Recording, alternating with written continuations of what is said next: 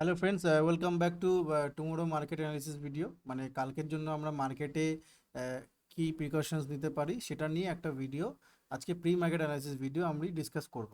তো আজকে সকালবেলায় দেখেছেন যে মার্কেটে আজকে বড় একটা গ্যাপ ডাউন ওপেন হয়। ঠিক আছে, গ্যাপ ডাউন ওপেন হয়েছে মার্কেট কোথায়, এখানে একটা 24,000-এর কাছাকাছি গ্যাপ ডাউন ওপেন হয়, সেখান থেকে একটা র্যালি আপসাইডের দিকে মার্কেট দেয়। ঠিক আছে, তো মার্কেটের র্যালি আসে। এবার এই যে র্যালি, এটার পেছনে কারণ গ্লোবাল কিউস, আপনারা জানেন যে ইউএস ইরান একটা টেনশন চলছে। সেই টেনশনের কারণে মার্কেটে একটা ক্রুড অয়েলের যেহেতু প্রাইস বেড়ে গেছে, আর ক্রুড অয়েলের প্রাইস বাড়লে সেটা আমাদের জন্য নেগেটিভ হয়। তো সেই কারণে মার্কেটে একটা বড় সেলিং প্রেশার আমরা আজকে দেখতে পেয়েছি, যার কারণে মার্কেট এভাবে মুভ করেছে। এবার এটা গেল নিউজের জন্য, এবং তারপরে কেউ ভাববো, এবার এবার দেখুন মার্কেটে ওপরে যাওয়ার কারণটা কি। কারণ এখানে কি হয়েছে আমি আপনাদেরকে সিম্পলভাবে বলে দিই। এটা একটা 24,000-এর একটা, যদি আমি ফার্স্টে টেকনিক্যাল বলছি, দেন আমি নিউজের কথাটা বলছি। তো নিউজ ইম্প্যাক্টের কারণে আজকে গ্যাপ ডাউন ওপেন হয় মার্কেট। গ্যাপ ডাউন ওপেন হওয়ার পরে এবার যারা যারা সেলাররা পজিশন করে রেখে দিয়েছিল, এখান থেকে যারা যারা নিচে আনার চেষ্টা করেছিল তারা নিচে এনেছে। বাট যখন বায়ার, অ্যাকচুয়ালি এই এরিয়াটা বায়ারের এরিয়া, তার মধ্যে এখানে একটা সাইকোলজিক্যাল লেভেল আছে 24,000, রাউন্ড নাম্বার আছে। তো সিম্পলি দেখুন মার্কেট এখানে তখনই নিচে যাবে যদি এই লেভেলকে মার্কেট কোনো ব্রেকডাউন করতো, তবে গিয়ে মার্কেট কিন্তু নিচের দিকে আসতো। বাট এই লেভেলকে মার্কেট কিচ্ছু করেনি। জাস্ট দেখুন সিম্পলি আমরা যদি এখানে টাইম ফ্রেমে দেখি 5 মিনিটে, দেন মার্কেট এই জায়গাটাতে যখন ওপেন হয়, যখন মার্কেট এই জায়গাটাতে ওপেন হয়, তো ভালো করে দেখুন এই জায়গাটা লক্ষ্য করুন। মার্কেট একটা সুন্দর হ্যামার বানিয়েছে, যদিও বা এটা ইন্ডিসিশন ক্যান্ডেল, বাট তারপরে একটা বারের জন্য স্ট্রং সেলিং বানায়নি।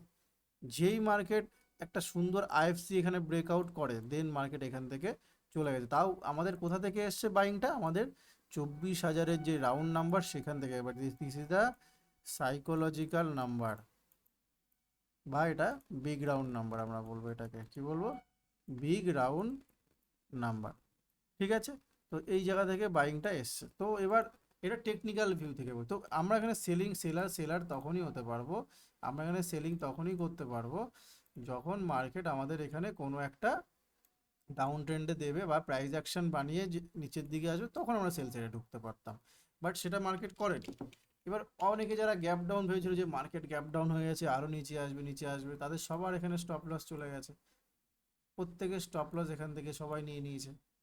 ঠিক আছে, তো গ্লোবাল কিউজের জন্য আজকে মার্কেট এসেছিল একটা ইউএস ইরান টেনশন, সেই আবার যুদ্ধ নিয়ে, বা সেই জন্য প্রাইসের দাম বেড়ে গেছে, তার জন্য একটা নেগেটিভ ইম্প্যাক্ট আমরা দেখতে পেয়েছি। বাট মার্কেট এটা রিকভারি করে নিয়েছে। এবার এর পেছনে আইটি সেক্টরের আজকে খুব আছে, কারণ আইটি সেক্টরের টিসিএস এবং এইচসিএল এর মানে রেজাল্ট আছে, তো রেজাল্টের জন্য একটা ইম্প্যাক্ট পড়ছে, যার জন্য আইটি সেক্টরও মার্কেটকে প্রচুর খুব সাপোর্ট করছে। কালকেও মেবি কালকেও মার্কেটে আইটি সেক্টরে একটা স্পেশাল একটা রোল থাকতে পারে, যেটা মার্কেটকে পজিটিভের দিকে রাখার চেষ্টা করবে। ঠিক আছে, তো কালকে আমরা দেখতে পারি। এবার কালকের জন্য আমরা কি অ্যানালিসিস হতে পারে, দেখুন কালকের জন্য যেটা যদি দেখতে পারি, যে আজকে তো মার্কেটে র্যালি দিয়েছে, তো কালকের জন্য যদি আমরা দেখি, এখানে মোটামুটি মার্কেট এখানে যেটা রয়েছে,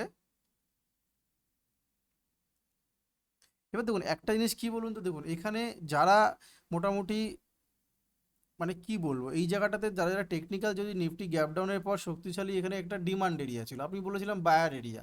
তো এই বায়ার এরিয়া থেকেই মার্কেটে বাইংটা কিন্তু কন্টিনিউয়াসলি এসছে।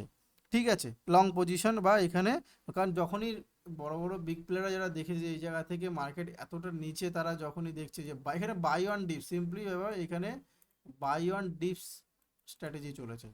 বিগ প্লেয়াররা বাই ওয়ান ডিপস স্ট্র্যাটেজি এখানে প্লে করেছে, আর কিচ্ছু না।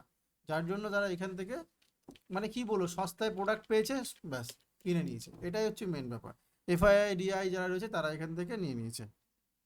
ঠিক আছে, আর একটা কি শর্ট, এবার গত সপ্তাহে, এবার আরেকটা জিনিস কি, গত সপ্তাহে যারা ধরে রাখুন মোটামুটি শর্ট সেল করে রেখেছিল, শর্ট করে রেখেছিল, এটাকে শর্ট করে রেখেছিল নিফটিকে, এবার তারা আজকে যারা যখন মার্কেটে সাপোর্ট যখন এসছে, তো 24,000 রাউন্ড নাম্বারকে কি আমরা সাপোর্ট হিসেবে ধরবো, একটা রাউন্ড নাম্বারকে একটা টেকনিক্যাল সাপোর্ট, একটা সাইকোলজিক্যাল সাপোর্ট হিসেবে ধরবো। তো যারা যারা গত সপ্তাহে সেল করে রেখেছিল, তাদের তারা মোটামুটি ধরে রাখুন প্রত্যেকেই যখন দেখেছে যে না আমাদের গ্যাপ ডাউন হয়ে গেছে, আমাদের একটা প্রফিট হয়ে গেছে, তো যেই মার্কেট একটা একটা সাপোর্ট এরিয়ার কাছে এসে, একটা সাইকোলজিক্যাল লেভেলের কাছে এসে, তারা ভেবেছে যে না এখান থেকে মার্কেট একটা সাপোর্ট নিতে পারে, তারা সবাই এখান থেকে এক্সিট করা শুরু করে দিয়েছে। পজিশন স্কোয়ার অফ করেছে, স্কোয়ার অফ করাতে মার্কেট এখান থেকে র্যালি দিয়ে দিয়েছে। এটা টেকনিক্যাল ভিউর দিক থেকে আমি বললাম। যদি ঠিক আছে, এবার কালকে মার্কেট কি করতে পারে সেটা দেখে নিন। এবার কালকে যদি হয় তো মোটামুটি আমরা যদি এখন দেখি যে এখন মার্কেটের কাছে সাপোর্ট যেটা রয়েছে 24,000 একটা স্ট্রং সাপোর্ট আছে। 24,100-র কাছাকাছিও আমরা যদি এখানে দেখি একটা, এখানে আমরা এখানেও একটা সাপোর্ট আমরা পাবো এই এরিয়ার কাছাকাছি 100 লেভেলের। ঠিক আছে, 24,000 একটা সাইকোলজিক্যাল এবং স্ট্রং ডিমান্ড জোন। ওকে, ডিমান্ড জোন আছে।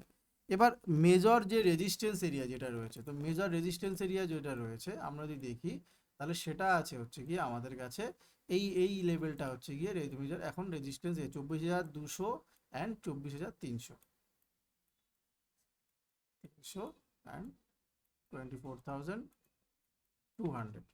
ঠিক আছে, এই জায়গাটা এখন সেলাররা অ্যাক্টিভ আছে, যার জন্য মার্কেট এখান থেকে দেখুন বারবার এখান থেকে মার্কেট রিটেস্ট করছে। এবার যদি এই লেভেলের মার্কেট ব্রেকআউট করে, যদি এই লেভেলকে মার্কেট ব্রেকআউট করে, যদি এই লেভেলকে মার্কেট একটা ব্রেকআউট দেয়, তাহলে কিন্তু আবার 24,400 বা 24,500 অবধি আমরা একটা শর্ট কভারিং র্যালি, আমরা একটা র্যালি, ছোট্ট একটা র্যালি কিন্তু আমরা দেখতে পারি। এবার কালকে মোটামুটি 3টি সিনারিও আমরা দেখতে পারো মার্কেটের ক্ষেত্রে কি হতে পারে প্রি প্ল্যান আমরা যদি দেখি। তো ধরে রাখুন মার্কেট ফ্ল্যাট ওপেনিং হলো, মানে 24,200-র কাছাকাছি বা এই সব লেভেলে কোথাও একটা ফ্ল্যাট ওপেনিং হলো।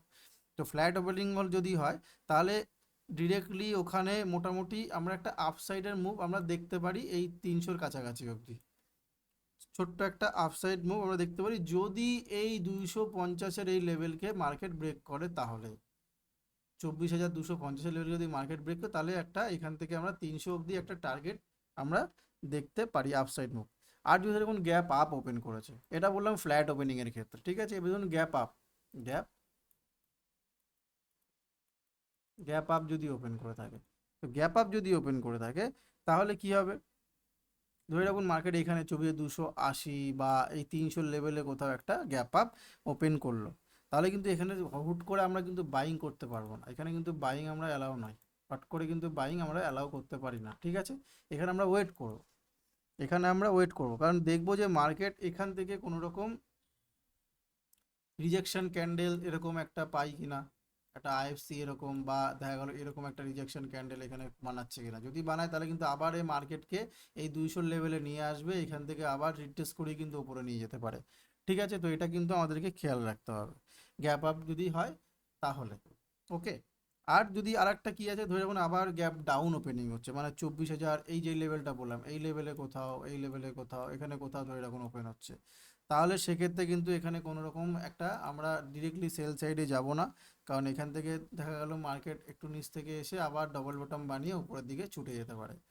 ঠিক আছে, আবার সেটা চলে যেতে পারে, মার্কেট কিন্তু এটা করতে পারে গ্যাপ ডাউনের ক্ষেত্রে। আর যদি এইসব জায়গায় ওপেন হয় তাহলে তো আরও বেটার, আরও উপরের দিকে যেতে পারে, বাট এতটা তো হবে না। মোটামুটি নিয়ারলি যদি গ্যাপ ডাউন হয় এইসব জায়গাতে হয়তো হতে পারে মেবি।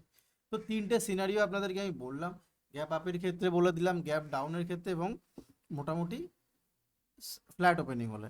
এবার ডেটা আমি যদি দেখি তাহলে আইটি সেক্টরে আজকে মোমেন্টাম ছিল, টিসিএস, এইচসিএল, স্টেক এরা ছিল। তো এরা এরা প্রায় নিফটিকে আজকে প্রায় 3.5%-এর উপরে নিয়ে গেছে।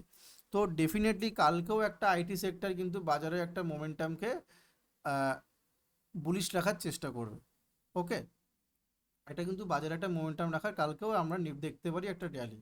আর কি আছে, যদি আমরা অপশান চেন ডেটা যদি দেখি তাহলে পিসিআরও আমাদের 1.14 রয়েছে এই মুহূর্তে। ঠিক আছে, পিসিআরও আমাদের বুলিশের একটা মোটামুটি ওখানে ইন্ডিকেট করছে। ওকে, এবং কল সেকশনও যদি আমরা দেখি বা পুট সেকশনও দেখি সেম লেভেলের আমরা একটা দেখতে পাচ্ছি। তো দেখা যাক, আমি কালকে সিনারিও বলে দিলাম কালকে নিফটির ক্ষেত্রে কি হতে পারে, বাট প্রপার রিস্ক ম্যানেজমেন্ট ছাড়া কিন্তু আমরা কোনো রকম ট্রেড করবো না। ব্যাঙ্ক নিফটির ক্ষেত্রেও সেম জিনিসটাই আমি বলবো, ব্যাঙ্ক নিফটিও সেম। যদি ব্যাঙ্ক নিফটি এখানে কোথাও ওপেন হয়, আমি আবার দেখিয়ে দিচ্ছি, এইখানে কোথাও ওপেন হলে গ্যাপ আপ বা এই জায়গাটা তাহলে কিন্তু ডিরেক্টলি ট্রেড নেবেন না, কারণ ও আবার এখান থেকে র্যালি নিয়ে উপরে যেতে পারে। ঠিক আছে, সেটা করতে পারে। আবার নিচ থেকে যদি ফ্ল্যাট ওপেনিং হয় তাহলে ওয়েট করবো প্রপার এরিয়াতে। ঠিক আছে, মার্কেটকে যদি এখান থেকে 57,000 এই লেভেল থেকে বাইং আসতে পারে, আদারওয়াইজ এখানে একটা সাইকোলজিক্যাল লেভেল 58,000 রয়েছে, সেটাও আমাদেরকে দেখতে হবে। তো আর যদি গ্যাপ ডাউন ওপেন হয় তাহলে এই এরিয়াটা পুরোটা বায়ারের area, this is the area, এই এরিয়াটা পুরো বায়ারের এরিয়া রয়েছে, তো মার্কেট এইখান থেকেও রিভার্সাল নিয়ে যেতে পারে, ঠিক আছে। তো আমরা প্রপারলি ওয়েট করব। আর যদি এখানে গ্যাপ আপ ওপেনে স্ট্রং মার্কেট কনসলিডেশন করে যদি এখান থেকে ব্রেকআউট দেয়, তাহলে আমরা আপসাইডে একটা ভ্যালু দেখতে পারি, ঠিক আছে। বাট এটা হচ্ছে ব্যাঙ্ক নিফটির ক্ষেত্রে, দুটো জিনিস আমি আপনাদেরকে বললাম। তো এবার দেখা যাক কালকে মার্কেট ওপেন হোক। আমি তিনটে সিনারিও আপনাদেরকে ডিসকাস করলাম, option chain plus gap up হলে কী করবেন, গ্যাপ ডাউন হলে কী করবেন। তো পুরোটাই আপনারা তাহলে কালকে সেই মতো প্ল্যানিং করবেন। ওকে, সো দেখা যাক কালকে মার্কেট ওপেন হোক, সেই বুঝে আমরা আমাদের রিস্ক ম্যানেজ করে আমরা ট্রেড প্ল্যান করবো। Okay, so thank you for watching.